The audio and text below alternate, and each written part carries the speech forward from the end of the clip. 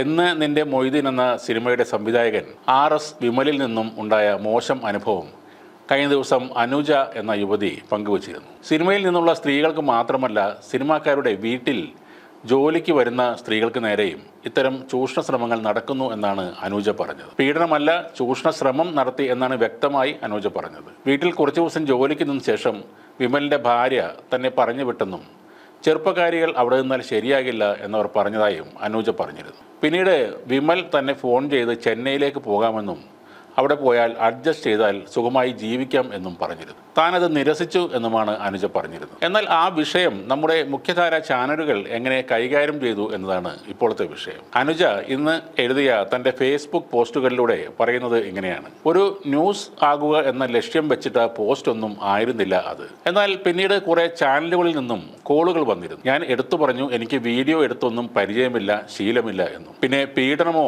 ലൈംഗിക അതിക്രമമോ നടന്നിട്ടില്ല, ചൂഷണ ശ്രമം മാത്രമാണ് നടന്നതെന്നും. അത് തന്നെയാണ് വേണ്ടത്, രാവിലെ 8 മണിക്ക് എത്തും എന്ന് റിപ്പോർട്ടർ TV പറഞ്ഞു. എങ്കിൽ റിപ്പോർട്ടർ ചാനലിൽ മാത്രം സംസാരിക്കാം എന്ന് വിചാരിച്ചു ഇവിടെ പോസ്റ്റ് ഇട്ടു. ഇന്ന് രാവിലെ അവർക്കായി ലൈവ് ചെയ്യാൻ വെയിറ്റ് ചെയ്യുമ്പോൾ ആ സമയത്താണ് അവിടെ നിന്നും കോൾ വന്നത്. വിമലിന്റെ ഭാഗത്ത് നിന്നും നല്ല പ്രഷറാണെന്നും താൻ ഒരു ഫേക്ക് ആണെന്നും ഒക്കെ പറയുന്നു. അതുകൊണ്ട് ആ ന്യൂസ് പെൻഡിങ്ങിൽ വെച്ചു എന്ന്. അപ്പോൾ എന്തായാലും അങ്ങനെ ഫേക്ക് എന്ന് പറഞ്ഞ സ്ഥിതിക്ക് തേടിയെത്തിയ മറ്റൊരു ചാനലിൽ സംസാരിക്കാൻ തന്നെ തീരുമാനിച്ചു. രാത്രി 12 മണി കഴിഞ്ഞ് മനോരമ മെസ്സേജ് ഞങ്ങൾ രാവിലെ വരാം എന്ന് ഇടുകയും ചെയ്തു. പിന്നീട് മനോരമ ന്യൂസ് TV വിളിച്ചു.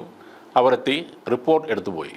അത് ന്യൂസായി വരികയും ചെയ്തു. പക്ഷേ 1 മണിക്കൂറിനുള്ളിൽ ആ വാർത്ത ഡിലീറ്റ് ചെയ്യപ്പെട്ടു. എന്താണ് അതിൻ്റെ കാരണം എന്നാണ് ആലോചിക്കുന്നത്. അനുജയുടെ ഫേസ്ബുക്കിൽ പറഞ്ഞതാണ് ഇത്രയും കാര്യങ്ങൾ. ഒരു സാധാരണക്കാരിയായ സ്ത്രീ ഒരു ചൂഷണ ശ്രമം നടന്ന കാര്യം തുറന്നു പറഞ്ഞത് പോലും ചാനലിൽ കൊടുക്കാൻ പറ്റാത്തവരാണോ 1ാം സ്ഥാനത്തേക്ക് കുതിക്കുന്ന റിപ്പോർട്ടർ ചാനൽ? മാധ്യമരംഗത്തെ മുത്തശ്ശിയായ മനോരമയ്ക്കും സിനിമാക്കാരെ പേടിയാണോ എന്ന് വേണം കരുതാൻ. പിന്നെ എങ്ങനെയാണ് സ്ത്രീകൾ സ്വന്തം അനുഭവങ്ങൾ തുറന്നു പറയുന്നത്? നീതിയുടെ പൊൻകിരണങ്ങൾ പൊട്ടിവിടരും എന്ന് തൊണ്ട പൊട്ടി അലറി വിളിക്കുന്ന നിങ്ങളൊക്കെ എന്തിനാകും ഈ വാർത്ത നീക്കം ചെയ്തത്? അങ്ങനെ ഒരു വാർത്ത കൊടുക്കാൻ പറ്റില്ലെങ്കിൽ എന്തിനാണ് അത് ഷൂട്ട് ചെയ്തത്? ഇനി അത് കാണിച്ച് ആരെയെങ്കിലും ബ്ലാക്ക്മെയിൽ ചെയ്യാനാണെന്ന് ജനങ്ങൾ വിചാരിച്ചാലും അവരെ കുറ്റം പറയാൻ പറ്റില്ല. കാരണം ആ വീഡിയോ ഇപ്പോൾ നിങ്ങളുടെ കയ്യിലുണ്ട്.